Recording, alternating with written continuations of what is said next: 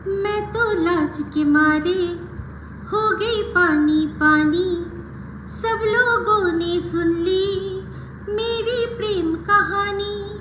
मुँह से बात निकल गई बात बात माँ, बात बात माँ। छनन छन चूड़ियाँ, छनन छन चूड़ियाँ छनक गई, देख साहिबा चूड़ियाँ छनक गई रात माँ। मोरनी बागा माँ बोले आधी रात माँ। वेलकम टू टॉक चल मिष्टी विद इप्सिता। আর আমি ইপ্সিতা, এখানে নো গালাগালি, নো কিস্তি, অনলি মস্তি। তো আজকের ভিডিওর শুরুতে ইন্ট্রোডাকশনে যে গানটা গাইলাম, কার জন্য গাইলাম? আধি রাত মা। ছননে ছন চুড়িয়া খনক গই, দেখ সাহেবা চুড়িয়া খনক গই হাত মা। তো যাই হোক, কার জন্য গেয়েছি সেটা অবশ্যই বলবো। তার আগে বলি, এই সিনেমা, এই যে গানটা গাইলাম কোন সিনেমাটা আপনারা দেখেছেন? যারা দেখেননি তাদের জন্য বলি, এটা হচ্ছে লম্হে সিনেমার গান। অনিল কাপুর, তার হচ্ছে গিয়ে অনিল কাপুর এই একটা সিনেমাতে দেখেছিলাম গোপ কেটেছিল। তো অনিল কাপুর আর শ্রীদেবীর ডাবল রোল। একটা হচ্ছে মায়ের ক্যারেক্টার, আর তার পরবর্তীকালে তারই মেয়ে, সেও শ্রীদেবী। ঠিক আছে, তো মা শ্রীদেবীকে ভালোবাসতো অনিল কাপুর। কোনো কারণে মা শ্রীদেবী অনিল কাপুরের থেকে একটু বয়সে বড় ছিল, কোনো কারণে তাদের বিয়ে হয়নি, কারণ সেই শ্রীদেবী অন্য একজনকে ভালোবাসতো। তো তার পরবর্তীকালে যে বাচ্চা যখন হলো শ্রীদেবীর, সেটা হতে গিয়ে উনি মারা যান সিনেমায়। তো তারপর পরবর্তীকালে আবার এই অনিল কাপুরই এই ছোটো শ্রীদেবীকে বড় করেছে। তো ছোটোবেলা থেকে ওকে দেখে দেখে ভালোবেসে ফেলেছে, কিন্তু বয়সের ডিফারেন্সটা বুঝতে পারছেন তো? মানে ব্যাপারটা বুঝুন, মাকেও, মানে মা আর মেয়ে দুজনেই একজনকে ভালোবেসেছে, মানে মা ভালোবাসেনি, সরি যাই হোক, মানে মা আর মেয়ের সম্পর্কটা একই পুরুষকে ঘিরে। ঠিক আছে, এই নিয়ে পুরো ঘটনাটা সব যদি বলে দিই তাহলে তো হয়েই গেল। তারপর কি হলো না হলো অনেক খুঁটিনাটি আছে। ইয়াশ চোপড়ার মানে যে কটা কাল্ট মুভি আছে তার মধ্যে Lamhe one of the best, খুব ভালো লাগবে দেখবেন। তো মা মেয়ে জীবনে একটাই পুরুষ, ভীষণ সুন্দর গল্পটা, দারুণ সুন্দর করে দেখানো হয়েছে, গানগুলো খুব সুন্দর, আরও ভালো ভালো গান আছে, দেখবেন হ্যাঁ সিনেমাটা। তো যাই চলে আসি এবার আমি যে ভিডিওটা করছি, সেই ভিডিওটার মধ্যে এই গানটা কেন গাইলাম সেটা বলছি। তো এখন বলি আগে যে ভিডিওটা কি নিয়ে হচ্ছে। ভিডিওটা হচ্ছে টিনের লেটেস্ট ব্লগ দেখলাম, সেটা নিয়েই ভিডিওটা হচ্ছে। ঠিক আছে, তো এই গানটা কোথায় ফিট হয়? কারণ ভিডিওর শুরুতেই প্রথমেই দেখলাম যে একজন আসছে বাইক, স্কুটি না, বাইক নিয়ে ডিডি করে আসছে, তাও চালিয়ে না, ঠেলতে কে? আমাদের অশুভ শক্তি। তো ওই এসছেন আধি রাত মা। তো ওই যে মোরনি বাগা মে বলে আধি রাত মা। তো আধি রাত মা ছনন ছন চুড়িয়াও খানা গিয়ে আধি রাত মা, কারণ হাজব্যান্ড এসছে বাড়িতে, অবশ্যই যা হাসি সেই করে হাসছিল, অমাবস্যা, বাপরে বাপ। তো আধি রাতে ঢুকেছে, তো তাই জন্যই এই গানটা বললাম, মানে গাইলাম আর কি, ওদের দুজনকে ডেডিকেট করলাম। আর বাদ বাকি কোনো কিছু যদি সিমিলারিটি থাকতে পারে, নিতান্তই কাকতালীয়। তো যাই হোক, যেটা বলছিলাম ফার্স্ট সেটা দেখলাম। প্রথম বলি যে টাইটেল। তো টাইটেলের মধ্যে একটা আজকে এমন বিষয় আছে, এই বিষয়টা নিয়ে আজকে আমি কিছু কথা বলবো, যেটা কিনা খুব সিরিয়াস, ভীষণ সিরিয়াস, আর সেটা একেবারেই মজার বিষয় নয়। যে জিনিসটা আমার কোনো একটা ভাবাবেগে আঘাত পৌঁছিয়েছে, আর সেই জিনিসটা যদি এরকমভাবে আর দ্বিতীয়বার হয়, আমি কিন্তু আমার যে কনস্টিটিউশন, সংবিধান আমাকে যা যা আইনের সাহায্য নিতে বলেছে বা যা যা অধিকার দিয়েছে, সেই অধিকারে কিন্তু আমি অবশ্যই তার চেষ্টা করব সুফল নেওয়ার। তো ঠিক আছে, চলে আসি। তো ভিডিওর মধ্যে দেখলাম যে উনি ঢুকলেন, টাইম কটা তখন? রাত বাজে প্রায় 12টা, 11:40, প্রায় 12টাই বাজতে যায়। তো সেখান থেকে এসে কিছুই তখন আর দেখানো হলো না, বললো যে এই রাত্রিবেলা যে এসছি, ভোরবেলায় আবার চলে যাব। আমি শুধু ভাবছি যে এই রাত্রিবেলা এসে ভোরবেলা চলে যাবে, ব্যাপারটা কি? মানে এইটুকু সময়ের জন্য কেউ বাড়িতে আসে, কি করতে আসছে, কি চেক করতে আসছে, কি দেখতে আসছে? নাকি অমাবস্যায় গ্রহণ লাগাতে এসছে? আমার মনে হচ্ছে অমাবস্যাতে একটু গ্রহণ লাগাতে এসছে, কারণ দেখেছে আমাদের অশুভ শক্তি যে তার ফ্যামিলিতে এখন যে একটা বুড়ো ঝিঙে ঢুকেছে, সেই বুড়ো ঝিঙেটা সে মানে সে যা শুরু করেছে তাতে একটু আমার মনে হয় এসে দেখে গেল যে সব ঠিকঠাক আছে। তো তো এইটাই হচ্ছে কারণ, না হলে ভাবুন কেউ আসে এই রাত্রিবেলা এসে আবার সকালবেলা কেউ চলে যায়, কখনোই তো না। তো সমস্ত কিছু দেখে টেকে, কারণ ভালো করেই জানে অমাবস্যার আবার একটু সূর্য প্রণাম করার যা শখ আছে, সেই জন্য একটু গ্রহণ লাগিয়ে দিয়ে গেল যে হ্যাঁ সব ঠিকঠাক আছে। তো যাই হোক, ভিডিওতে তারপর মানে ওই যে ওনাকে ঢোকানো হলো ঘরে, তারপর সোজা সকালবেলা উঠে এটাই শুনলাম যে রাত্রিবেলা এসছে, সকালবেলা আবার সূর্য ওঠার আগেই চলে গেছে।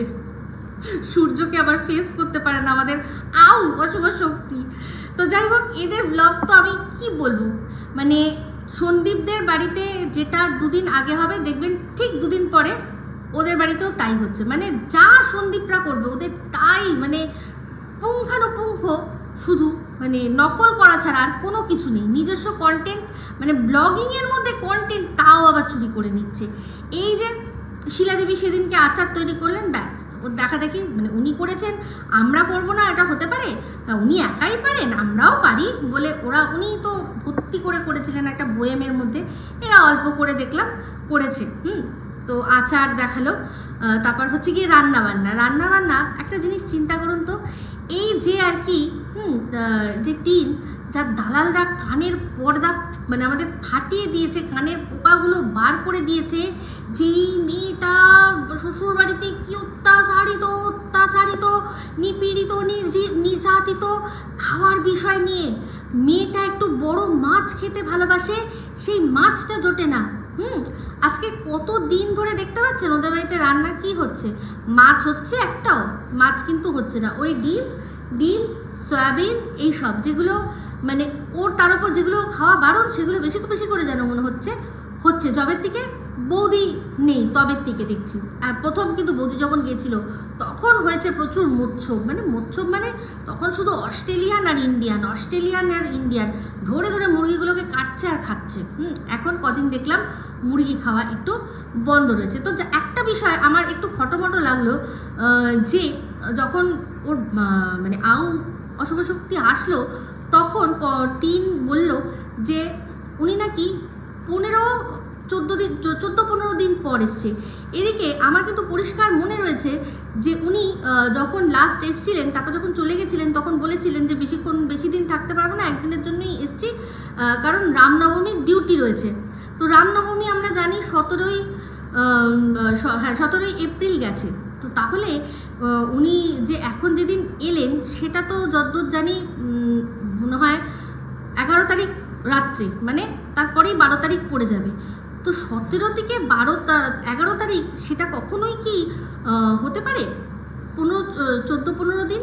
জানি না, হয়তো ওদেরই হিসাবে কোনো ভুল হয়েছে, কারণ ও যা ব্লগটা শুরু করলো, যেভাবে বললো, তারপর তো মানে মনেই হলো যে এটা টাটকা ব্লগই হবে, কারণ ডেটটা বললো। এই প্রথম দেখলাম যে ও ডেট বললো। ও সবসময় ওর ব্লগে শুধু টাইম দিয়ে বলে যে এখন কটা বাজে, এখন থেকে আমি ব্লগ শুরু করলাম। ও বার পর্যন্ত উল্লেখ করে দেয় না।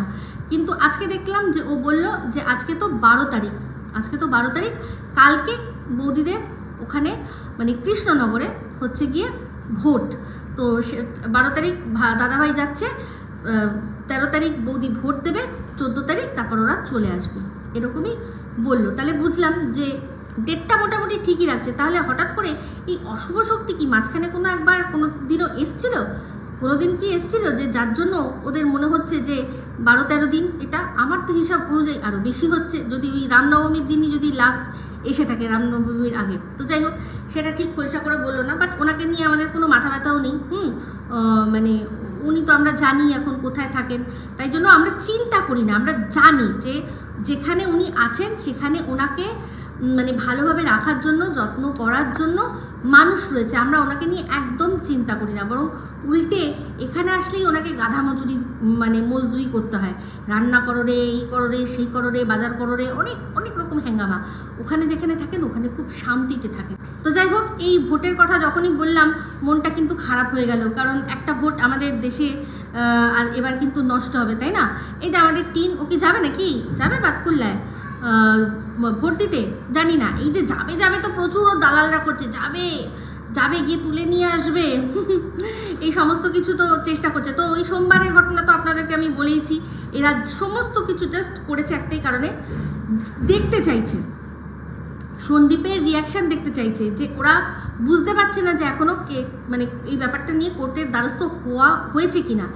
একবার যদি জেনে যায় যে কোর্টের দ্বারস্থ হয়েছি, তাহলে কিন্তু কোনো সমাজসেবী কোনো কেউ কিচ্ছু করতে পারবে না, কারণ এদিকেও যিনি সমাজসেবী আছেন তিনিও কিন্তু বলে রেখেছেন। তো ওরা জানতে চাইছে, যদি দেখে যে না এখানে এখনও কেসটা মানে আদালতের দ্বারস্থ হয়নি কাস্টাডির জন্য, তাহলে একবার ওই গ্রাম প্রধান হ্যানা ত্যানা এই সমস্ত দিয়ে কোনো ইনফ্লুয়েন্স খাটিয়ে একবার চেষ্টা করবে হয়তো ভেবেছিল, কিন্তু সেগুড়ে বালি।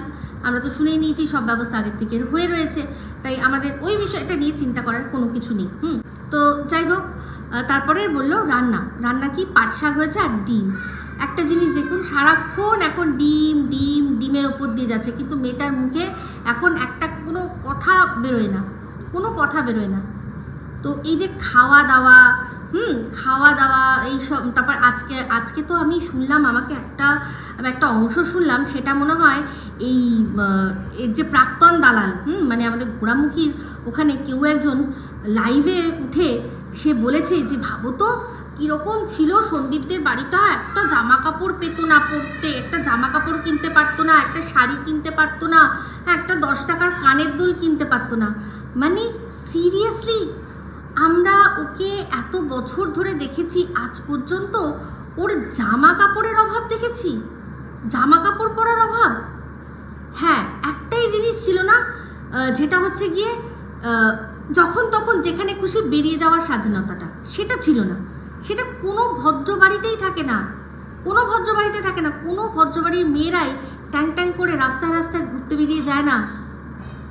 তাদের সবাইকেই একটা বাঁধনের মধ্যে থাকতে হয়, সে বিবাহিত হোক বা অবিবাহিত হোক। আর বিবাহিত হলে তো আরও বেশি পরিমাণে বাঁধনের মধ্যে থাকতে হয়, কারণ অযথা তুমি বিনা কারণে ট্যাং করে রাস্তায় ঘুরবে, কেন ঘুরবে? যেই লাইফটা আজকে ও আছে, উনি বলছেন আর দেখো টিনদের বাড়িটা কি সুন্দর না, সারাক্ষণ সবাই কি সুন্দর রয়েছে, সবাই কি হাসি খুশি সারাক্ষণ হাসছে। হ্যাঁ, ওর বাড়ি আর একটা ক্লাব ঘর, দুটোর মধ্যে কোনো তফাৎ নেই।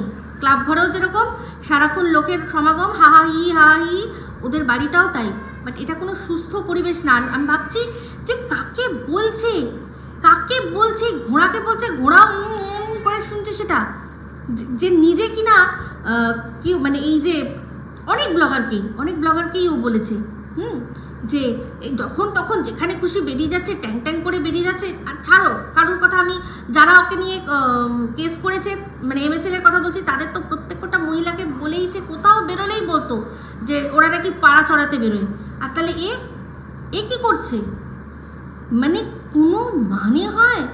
টোটো চেপে নাইটি পরে ঘুরে বেড়াচ্ছে, আর সেটাতে আবার বলছে বা নাইটি পরেছে ঠিক আছে, গায়ে যে ওড়নাটা দিয়েছিস ভীষণ ভালো কাজ করেছিস, গায়ে ওড়না দিয়ে নাইটি পরে তুই পাড়া চড়াইতে বেরিয়ে গেছিস। কি অবস্থা! আসলে বলবে না কেন? নিজে তো এই বগলের এইখান থেকে তলা থেকে ঢুকঢুকানি দেখিয়ে তো বিরিয়ানি, তারপর হচ্ছে গিয়ে ফ্রাইড রাইস, চিলি চিকেন সব নেয়। ওই কর্মচারীরা এক হাতে এরকমভাবে ওখান থেকে হাত ঢুকিয়ে অন্য হাতে দিয়ে দেয় মনে হয়, যেই নিন। কিন্তু দেখে কি কে জানে। মজার কথা শুনবেন, প্রথম দিন ওই কি আছে ওইসব ভেবে ডিসকাউন্ট দিয়েছে, পরের দিন থেকে আর ডিসকাউন্ট দেয়নি, সবাই বুঝে গেছে এপ্রিল ফুল বানাতে এসছে, ওর নামই হয়ে গেছে এপ্রিল ফুল বৌদি। যেই যায় অমনি অ্যালার্ট, এপ্রিল ফুল বৌদি আসছে, অ্যালার্ট। সত্যিটা বিশ্বাস করুন, একদম সত্যি, পুরো মানে আমি নিখাদ অনুমান করলাম এটা। তো আমার অনুমানের ওপর যদি আপনাদের ভরসা না থাকে, আপনারা প্লিজ যাবেন ওই গড়নগরে, গিয়ে নেমে স্টেশনে গিয়ে জিজ্ঞাসা করবেন যে দাদা এপ্রিল ফুল বৌদির বাড়ি যাব, নিয়ে যাবেন? তো সঙ্গে বলবেন আচ্ছা এপ্রিল ফুল বৌদি, আচ্ছা হ্যাঁ, সোজা বাড়ি নিয়ে চলে যাবে। আগে মাস্টারমশাইয়ের বাড়ি বলে সবাই চিনতো, এখন ওর নামে সবাই বেশি চিনে গেছে যে এপ্রিল ফুল বৌদির বাড়ি। এই হচ্ছে আসল কথা। তো যাই হোক, তারপর একটা দৃশ্য দেখলাম আমরা, কি না, আমাদের টিনের মা, সে কি করছে না, দাদা ভাইয়ের ঘরটা সুন্দর করে পরিষ্কার করছে, কারণ দাদা ভাই গেছে বৌদিকে আনতে, তো বৌদি আসবে, সেজন্য আসার আগে একটু ঘরদোরগুলো পরিষ্কার করছে। তো সেক্ষেত্রে তিন সঙ্গে সঙ্গে বলল যে এতদিন দাদা ছিল মানে ছেলে ছিল তখন ঘর পরিষ্কার করেনি, কিন্তু এখন যে বউ আসবে অমনি ঘর পরিষ্কার করতে শুরু করেছে। তো এই জন্য এই যে থাকে না, আমি আগে একদিন ভিডিওতে বললাম না যে এই যে বিধবা যে পিসিগুলো আছে, অল্প বয়সী বিধবা চলে আসে সংসারে, দাদার সংসারে, সেই সংসারে তারা আসেই শুধু আগুন লাগাতে। তো ওরও প্রত্যেকটা জিনিসে মানে মায়ের মনটা কীরকমভাবে বৌদির প্রতি বিষাচ্ছে, কীরকমভাবে বলছে, আপনার টোনটা শুনলেই কিন্তু বুঝতে পারবেন। কিন্তু যারা অন্ধভক্ত তারা বুঝবে না, তারা বুঝবেই না কোনোভাবে এই জিনিসটা। কিন্তু ও যে কীরকমভাবে নিজের মায়ের মনটা বৌদির প্রতি বিষাচ্ছে যে বউ আসবে বলে তোমার আবার এত কিছু করার কি আছে, এত কিছু করার কি আছে ভাবতে পারেন? যে কিনা নির্যাতিত নিপীড়িত সে কখনো এরকম ধরনের কথা বলবে? সে তো উল্টে আরও ভালোবাসা বলবে যে আমি পাইনি, তুমি করো। কিন্তু ও হচ্ছে এরকম জিনিস, ও এইরকম জিনিস বলছি। আর তার কেন কারণটা, সেটা ওর কোথায় গাত্রদাহ জ্বালাটা আমি ঠিক কারণটা বলে দিচ্ছি শুনুন। এমনিতে দেখুন, ঘর পরিষ্কার করবে না কেন? ছেলে তখন একা ছিল, ছেলে একা চুপচাপ আসতো, ঘুমিয়ে পড়তো, কোনো খেলাধুলার ব্যাপার ছিল না, চুপচাপ এক জায়গায় শুয়ে পড়তো। তখন মাঠের এক পাশে এসে শুতো, অত ব্যাপার ছিল না মাঠ কি আছে না আছে, ঘাস আছে না কি আছে। কিন্তু এখন এরপর খেলা হবে, তো খেলা হওয়ার আগে কি হয়, পিচ সমান করে দেয়, ঘাস সব ড্রেসিং ফ্রেসিং করে সুন্দর করে মাঠ একেবারে চকচকে করে রাখতে হয়। তো তারপর না এসে প্লেয়াররা খেলে, ঠিক আছে? তো সেটা এবার এর দেখে কেন গাত্রদাহ হবে না? কারণ ও যখন ঘুনায় যায় ও তো এইসব জিনিস পায় না, ওকে তো করে দেয় না, ফোকলার মা তো ওর জন্য এইসব করে না, সেই জন্য ওর আরও এত গাত্রদাহ যে ওই আমি যাই যখন আমাকে তো সবটা করেই নিতে হয়, নাহলে আমি ওই ফোকলাকে দিয়ে করাই, এখানে মা কেন বৌদির জন্য সব এরকম টিপটপ করে গুছিয়ে রাখবে? আরে ভাই, একটা সেকেন্ড হ্যান্ড মাল আর একটা একদম ব্র্যান্ড নিউ মাল, দুটোর মধ্যে তফাৎ আছে না? কোথায় একটা কচি বাচ্চা একেবারে সুন্দর ফুলের মতো বউ, আর কোথায় হচ্ছে গিয়ে একটা সেকেন্ড হ্যান্ড মাল? হোক না পয়সা, তাতে কি আছে? পয়সাটাকে ভালোবাসা যায়, কিন্তু ওই রকম ভালোবাসা মনের মধ্যে থেকে দেওয়া যায় না, একদম দেওয়া যায় না। তো বুঝতে পেরেছেন? এই জন্য ওর এত গাত্রদাহ। দিনের পর দিন নিজের বাবাকে উস্কাচ্ছে বৌদির বিরুদ্ধে, দিনের পর দিন নিজের মাকে উস্কাচ্ছে বৌদির বিরুদ্ধে, ঠাম্মির সাথে এমনভাবে চিপকে থাকে যাতে অন্য কেউ তার মাঝখানে না ঢুকতে পারে। ও এসেছেই এদের ফ্যামিলিটার মধ্যে এইসব অশান্তি ঢোকানোর জন্য, আর কিচ্ছু না। ওই যে বৌমাকে এত ভালোবাসে এরা, ও সহ্য করতে পারে না। কিন্তু আজকে আপনারা বুঝছেন না, মনে হচ্ছে আরে ও তো মজার ছলে করছে, কিন্তু এই মজা করতে করতে কোন দিন ওই মেয়েটা যেদিন বুঝবে যে ওর আত্মসম্মান নিয়ে খেলা হচ্ছে, সেই দিন বুঝিয়ে দেবে। কারণ আমি একটা জিনিস জানি, গরিবের ভাই আর কিছু থাক না থাক, আত্মসম্মান ভরপুর থাকে। হতে পারে গরিব, এমনিতে ও মানে ডে 1 থেকে ওই বৌদির বাবাকে অপমান করে যাচ্ছে, ডে 1 থেকে, বিয়ের আগের থেকে। আমার বৌদির বাবা গরিব, তো তাই জন্য না সেরকমভাবে বিয়ে দিতে পারবে না, ওরা মন্দিরে গিয়ে বিয়ে করবে। তা বলি, তোর এই ঘোনাবাড়ি তো খুব বড় লোক, তাহলে তারা কেন মন্দিরে গিয়ে বিয়ে করছে? হ্যাঁ, সংগ্রামপুর মন্দির ছাড়া তোরা আর কিছু জানে না, কেন করছে? হ্যাঁ, তো ওরকম অনেকেরই ইচ্ছা থাকে যে মন্দিরে গিয়ে বিয়ে করব। তো অসভ্য কোথাকার, সেদিনও ছোট লোক ছিল, আজও ছোট লোক, মানে একদম ছোট লোকিপনা ছাড়তে পারছে না। তো যাই হোক, তারপর দেখলাম যে বালিশপত্র সব তুলে নিয়ে গিয়ে রোদ্রে দিল, মানে একটুখানি দিল, তাতে যা মানে হাঁপালো কি বলবো, 10 বার হাঁপিয়ে বুঝিয়ে দিল যে বাবা কত কাজ করেছে। তো যাই হোক, ছাদের ওই দৃশ্যটা দেখানোর পরেই দেখালো হচ্ছে গিয়ে স্নান হয়ে গেছে, স্নান করে পুজো দেবে। তো ভালো কথা, পুজো দিচ্ছিল যখন, তখন একদিকে মোবাইলটাকে মাউন্ট করে রেখে তারপরে পুজো দিচ্ছিল। কিন্তু আমি অবাক হয়ে গেলাম যে সময় দেখালো যে ওর এক হাতে ফোন, বোঝা যাচ্ছিল যে এক হাতে ফোন, আর এক হাতে একবার দেখালো হচ্ছে লাইটার দিয়ে প্রদীপ জ্বালালো, আর আরেকবার হচ্ছে গিয়ে ধূপকাঠি জ্বালালো। কিন্তু ব্যাকগ্রাউন্ডে শঙ্খধ্বনি হচ্ছিল, তাহলে সেই শঙ্খটা কে বাজাচ্ছিল? আমার বক্তব্য এটা, যে শঙ্খটা কে বাজাচ্ছিল সে সময়? এক হাত দিয়ে ক্যামেরা, এক হাত দিয়ে ধূপ দীপ জ্বালছে, আর শঙ্খধ্বনি দেখলাম তখন হচ্ছে। এই ব্যাপারটা আমি ঠিক বুঝলাম না যে ঠিক কে। তাহলে কি এরকম এটা হতে পারে যে ওর সাথে সে সময় এমন একজন কোনো ব্যক্তি ছিল যে কিনা একেবারে ওর গায়ের ওপর হুমড়ি খেয়ে ওর একেবারে পাশে বসে এমনভাবে ক্যামেরাটা ধরছে যেন মনে হচ্ছে ওই ধরেছে, আর ও এক হাতে শঙ্খ বাজাচ্ছে আর এক হাত দিয়ে ধূপকাঠি জ্বালাচ্ছে বা প্রদীপ জ্বালাচ্ছে। প্রদীপটা কিন্তু জ্বালানো যেতেই পারে, কারণ ওটা এক জায়গাতেই থাকে, লাইটার দিয়ে জ্বালিয়ে দিলাম, কিন্তু ধূপকাঠি কিন্তু এক হাতে ধরতে আর তারপর এক হাতে জ্বালাতে হয়, তাই না? তো যাই হোক, এটা আমার মনে হচ্ছিল কেউ সাথে ছিল যে কিনা শঙ্খটা বাজিয়ে দিয়েছে। তো যাই হোক, তারপর নিচে নেমে আবারও সেই লুডো ছাড়া তো সম্পূর্ণ হবে না কিছু। এরপর খাওয়া দাওয়ার পর লুডো খেলা হলো। লুডো খেলার সময় সেই আবারও পাশের বাড়ির ছেলেটিকে খালি গায়ে দেখিয়ে, জাস্ট কি বলবো, মানে কিছু বলার নেই এগুলোকে, এটা ছোটো লোকিপনা আর কিছুই না। একটা বাচ্চাকে এরকমভাবে খালি গায়ে না দেখানোই উচিত, তো তার সত্ত্বেও ওরা জোর করে করে দেখাচ্ছে। তো যাই হোক, তারপর একটা সিন দেখালো যেটা ও বাইরে বসে চুলের ক্রিম্পিং নিয়ে নানান রকমের কথা বললো, বিশাল বড় একটা বক্তৃতা দিল। তো সেই বক্তৃতা দিতে গিয়ে বললো যে ওই যে কী লাগায় না, সিরাম লাগায়, তারপর ক্রিম্পিং করে, তারপর কী যেন একটা দেয়, ও হেয়ার না বললো ও হেয়ার সেটিং স্প্রে। না, আমি বাবা অত বলতে পারি না, আমি অত কিছু বলতে পারি না। আহারে তাই না, তুমি বলতে পারো না, এদিকে তুমি কোথায় গেছো, কলেজের দোরগোড়া অবধি গেছো। ট্রান্সফারকে বলছে টেনেসফায়ার। ওই যখন বৌদির নাম উঠেছে, বললো নাম উঠেছে, এবার প্রথম ও ভোট দেবে, এবছর ওখানে দিয়ে নিক, এরপর নাম ট্রান্সফার করে নেওয়া হবে। মানে ট্রান্সফার পর্যন্ত বলতে পারে না, এইরকম অশিক্ষিত। আর এর যারা দালাল আছে শুধুমাত্র মানে কমিউনিটির জোরে, কমিউনিটিতে তুলে তুলে সেই সবের জোরে তারা কি করছে, তাদের দিয়ে সন্দীপকে বলছে 8 পাস, অশিক্ষিত।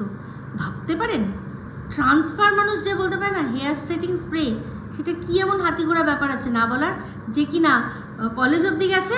বুঝতে পেরেছেন যে শিক্ষাটা কোথায়? এই তো যাই হোক, তারপর গেল গিয়ে ওই যে শাড়িগুলো কিনেছিল সেই শাড়ি বলল যে ফল পিকো সমস্ত হয়ে গেছে, তো সেক্ষেত্রে বলল সব নিয়ে আসলো, নিয়ে এসে বললো নিয়ে এসে হবেটা কি, বিয়ে বাড়িই তো চলে গেছে। হ্যাঁ, বিয়ে তো হয়ে গেছে, সেটা আমরা সবাই জানি, কিন্তু শুধু বিয়ে তো হয় না, আরও অনেক কিছুই হয়। তো সেই সব অনেক কিছুর মধ্যে কিন্তু অবশ্যই গেছে। আপনারা কি ভাবছেন যায়নি? আলবাত গেছে। এই যা এখন যেটুকু হচ্ছে না, এই সমস্ত কিছু কিন্তু ওই বুড়ো ঝিঙে। তো যাই হোক, আরও ভালো করে বুঝিয়ে দিই। দেখলেন আজকে যখন তারপরেই ফিরে তারপরে এসে চা করলো, সেই চাটা নিল কোন কাপে, সেই যে স্পেশাল কাপটা, ওরে বাবা, সেই যে জাহাজের কেবিন থেকে চুরি করা যে কাপটা, সেই চুরি করা কাপেই আজকে শুধুমাত্র চা নিল না, একটুখানি সিপ দেওয়ার মতো করে নাটক করে আমাদের দেখিয়েও দিল যে হ্যাঁ, এই এখনও এটা আমার কাছে স্পেশালি রয়েছে। বুড়ো ঝিঙে যাই হোক না কেন, কিন্তু তার সত্ত্বেও আমি আমার যে জিনিসটা যেটা আমি লিখেছিলাম কমিউনিটিতে, সেই ফোকলার সম্পর্কে, সেই কবিতা চোরের সম্পর্কে, সেগুলো কিন্তু এখনও সব কিছু বর্তমান। Unique recipe. আজ পর্যন্ত কেউ কোনোদিনও আপনারা খেয়েছেন বুড়ো ঝিঙে দিয়ে ল্যাটা মাছ? একমাত্র এইরকম ধরনের এই গামলা ফামলাতেই সার্ভ করা হয় বুড়ো ঝিঙে দিয়ে ল্যাটা মাছ। তো দুটোই চলছে, বুড়ো ঝিঙে আর কত, বুড়ো তো না শেষমেশ। তো যাই হোক, ওই কাপটা দিয়ে আমাদের বুঝিয়ে দেওয়া হলো যে রাতের সব তারাই রয়েছে দিনের আলোর আড়ালে, তাই তো। সন্ধেবেলা চা খেতে খেতে কিছুটা কথোপকথন হলো। তো এই যে চাটা সিপটা দেওয়াটা, মানে না দিতে ইচ্ছা করলেও দেওয়া, এই সমস্ত কিছু কিন্তু পুরো আমার মনে হচ্ছে যে সব শিখিয়ে দিচ্ছে, কেউ একজন শিখিয়ে দিচ্ছে, ইচ্ছা করছে না তাও এরকমভাবে দেখাচ্ছে যে হ্যাঁ, এই কাপটা মানে এটা এখনও স্পেশাল রয়েছে। কারণ চতুর্দিকে প্রচুর গরমাগরম আলোচনা হচ্ছে না, গরমাগরম আলোচনা হচ্ছে এই যে 3000 টাকা খরচা করে গাড়ি করে নিয়ে যাওয়া, ঘুরিয়ে আনা, ভাই মায়ের পেটে যে ভাই সেও করে না, সেখানে তো সবাই আলোচনা করছেই, তাই না। তো যাই হোক, সেই জন্যই আরও বেশি করে বোঝানো যে না না, সে রয়েছে, তোমরা এসব চিন্তা করো না গো, এটা আমার দাদা, এটা আমার দাদা গো, এটা আমার দাদা, তোমরা বিশ্বাস করো। একদম বিশ্বাস করলাম, একেবারে বিশ্বাস করেছি। সেই যেরকম বিশ্বাস করেছিলাম, ঘোড়ামুখী বলেছিল ফ্ল্যাটে কেউ ছিল না, ওরকম বিশ্বাস করেছি। তো যাই হোক, যেটা বলছিলাম, তারপর যেহেতু কারেন্ট অফ, সেই জন্য চলে গেল কোথায়? রাস্তায়। রাস্তায় নেমে পড়তে হলো। নাইটির মধ্যে মানে নাইটির ভেতরে হাওয়া ঢোকানোর নিনজা টেকনিক দেখলাম আজকে টিনের মা মানে অমাবস্যা দেবী করছে, এরকম করে নাড়াচ্ছে আর ভেতরে হাওয়া খেলাচ্ছে। উফ, নিনজা টেকনিক। তো তারপরে একটা লাল ফুল দেখালো আর দেখিয়ে ব্লগটা শেষ হয়ে গেল। কিন্তু তার আগে একটা মনোরম দৃশ্য, কি আকাশের চাঁদ মাটির বুকেতে জোছনার রং ধরে বলছিল, চাঁদটা দেখাচ্ছিল আর বলছিল কোথায় চাঁদ, কোথায় আমি, কোথায় চাঁদটা রয়েছে কে জানে, ভগবান জানে। ওরে কালা চাঁদ, শুধু কালা তো না, ওরে ফোকলা চাঁদ তোমার লাগি মন করে আনচান, এটুকু একটু মনে হলো আমার। তো যাই হোক, তারপর হচ্ছে গিয়ে ব্লগটা ওখানেই আচমকা শেষ হয়ে গেল। আমার মনে হয় কারেন্ট চলে এসছে আর এরা দিশেহারা হয়ে আত্মহারা হয়ে ব্যাস সব বন্ধ করে দিয়ে বসে পড়েছে। আর তারপরে অনেক কিছুই হয়েছে, অনেক কিছু হয়েছে। আমরা কিন্তু শুনতে পেয়েছিলাম যে এই যে সংগ্রামপুর মন্দিরে যে বিয়েটা হয়েছিল সেই বিয়ের একটা রিসেপশনও কিন্তু হয়েছে। তো বলা যায় না সেখানে যদি যেতে হয় তাহলে তো হুট করেই সন্ধেবেলা বন্ধ করেই দিতে হবে, তাই না? কারণ সেগুলো তো এখন ওসব দেখানোর পারমিশন নেই। আর এখন তো দাদা ছড়ি নিয়ে দাঁড়িয়ে রয়েছে, খবরদার যদি কিছু দেখেছি একদম খুব খারাপ হয়ে যাবে। তো এই সমস্ত স্ক্রিপ্ট তারই লেখা। ওই যে কবিতা চোর যে একটা নাটক করেছিল, একটা যে নাটক করেছিল সেখানে যেগুলো করেছিল সেগুলো কিন্তু সমস্ত স্ক্রিপ্টেড। আশা করি আপনাদের বোঝাতে পারছি। তো যাই হোক, আমি ভিডিওর শুরুতেই একটা কথা বলেছিলাম যে একটা আজকের ভিডিওর মধ্যে এমন জিনিস আছে যেটা সত্যি আমার ভাবাবেগে আঘাত দিচ্ছে। সেটা হচ্ছে গিয়ে ও যে টাইটেলে লিখেছে যে বাড়িতে রাত 10:30-11:30টার সময় পুলিশ আসলো, তো সেটা ওর বাবাকেই মিন করেছে, তাই তো? তো ওর বাবা কি পুলিশ? ওর বাবা কি পুলিশে চাকরি করে? ওর বাবা পুলিশের ড্রাইভারও না, মানে পিডিও নয়। উনি হচ্ছেন যারা পিডি আছে তাদের সাথে ভালো সম্পর্ক। পিডি যদি না আসতে পারে তখন ওই পিডি যোগাযোগ করে যে আমি আজকে আসতে পারছি না, আমার হয়ে তুমি কি গাড়িটা চালিয়ে দেবে? তো সেই সময় সেই ডিউটিগুলো উনি পায়, উনি পায় না। ওনার প্রভিডেন্ট ফান্ড থাকবে না, ওনার কোনো রিটায়ারমেন্টের জন্য পয়সা থাকবে না, উনি পেনশন পাবেন, এসব কিচ্ছু পাবেন না। তাহলে এইভাবে দিনের পর দিন ওনাকে পুলিশ বলার মানেটা কি হয়? তো এইটার জন্য কিন্তু অবশ্যই যদি মনে হয় তাহলে ওই যে এখন সবাই যেটা দেখাচ্ছে আরটিআই, সেই আরটিআই করতে 2 মিনিট আমি চিন্তা করব না আরেকবার যদি কথাটা বলে যে আমার অধিকার আছে, যে কোন অধিকারে ওর বাবাকে পুলিশ বলে দাবি করছে। এটা মানুষকে মিসলিড, কারণ ইনি কোনো রকমভাবে পুলিশের কোনো মানে যেটাকে বলে ইমেজ উনি ক্যারি করেন না। মানে আমি যদি এখন মনে করি যে এটা পুলিশ, তাহলে পুলিশের সম্পর্কে আমার মানে ধ্যান ধারণা বা যে সম্মানটুকু আছে সে সমস্ত কিছু লুজ হয়ে যাবে। কারণ পুলিশ যারা হয় তারা রীতিমতো পড়াশোনা করে ট্রেনিং প্রাপ্ত হয়ে তারপর গিয়ে একটা অনেক কষ্টে সেই চাকরিটা, সেই পদমর্যাদা, সেই ইউনিফর্মটা তারা কামায়। সেখানে ও কি করে ওর বাবাকে পুলিশ বলছে? আমি ফার্স্ট অ্যান্ড লাস্ট ওয়ার্নিং দিলাম এটা, যে আর কোনোদিনও যেন পুলিশ বলতে না শুনি। উনি কোনো পুলিশ নন। আর যদি সত্যি হয় তাহলে দেখাবেন, আমাদের প্রমাণ দেখাবেন যে উনি পুলিশ, তারপর পুলিশ বলুক, আমার কোনো আপত্তি নেই। বাট উনি পুলিশ নন। কেন এরকমভাবে দিনের পর দিন একজন পুলিশ সে কখনোই নিজের মানে কি বলে যেটাকে বলে নিজের টেম্পার লুজ করে ওরকমভাবে ছুটে আসবে না কলসি নিয়ে। ওই দৃশ্যটা আমার চোখে ভাসলে আমার লজ্জা লাগে ওনাকে যখন পুলিশ বলা হয়। এটা একটা পুলিশের নয়। বিশেষ করে আমার ফ্যামিলিতে পুলিশ রয়েছে, আমি জানি এখানে অনেকের ফ্যামিলিতেই পুলিশ রয়েছে। তাদের লজ্জা করে না যখন ওর বাবাকে পুলিশ বলে? মনে হয় না যে কোথায় যেন সেই মানে তাদের পদমর্যাদার একটা খর্ব হচ্ছে? কি করে দিনের পর দিন ওরকে পুলিশ বলে ডাকতে পারে? উনি তো পুলিশ নন। উনি পুলিশের গাড়ি চালান, তাও সরকারিভাবে অ্যাপয়েন্টেড নয়, যে যার কাজ সে নিজে অ্যাপয়েন্ট করেছে। তাহলে সেক্ষেত্রে কেন ওনাকে পুলিশ বলা হবে? তো আমার এটা জানার অধিকার আছে, কারণ আমার ভাবাবেগে প্রচণ্ড পরিমাণে আঘাত পৌঁছাচ্ছে। তো যাই হোক, আমার এখানে মানে এর চেয়ে বেশি কিছু বলার নেই। তবে ওকে প্রচুর মানুষ এই জিনিসটা নিয়ে কমেন্ট করেছে যে তোমার বাবা কি পুলিশ নাকি, আর ন্যাকামি নিয়ে প্রচুর মানুষ বলেছে যে এত ন্যাকামি কিসের। আর একজন দুজন মনে হয় দুষ্টুর রেজাল্ট জানতেও চেয়েছেন। তো দুষ্টুর রেজাল্ট আমার কাছে অলরেডি চলে এসছে। তো কত নাম্বার টাম্বার ওসব কিছু বলছি না, তবে ও মানে ওর যা পরিস্থিতিতে ও পরীক্ষা যা দিয়েছে সেই অনুযায়ী যা রেজাল্ট করা উচিত ও প্রায় ধরতে পারেন সেরকমই করেছে, সেরকমই ও রেজাল্ট করেছে। মানে ও যা রেজাল্ট করেছে ওর পরিস্থিতিতে অন্য কোনো মেয়ে হলে হয়তো করতে পারতো না। ঠিক আছে, তো এটা আমি কারোর একজনের থ্রু দিয়ে শুনলাম, তো এটুকুই বলতে পারি। তো যাই হোক, কনগ্র্যাচুলেশনস, পাস তো করেইছে, অবশ্যই পাস করেছে, ভালোভাবেই পাস করেছে।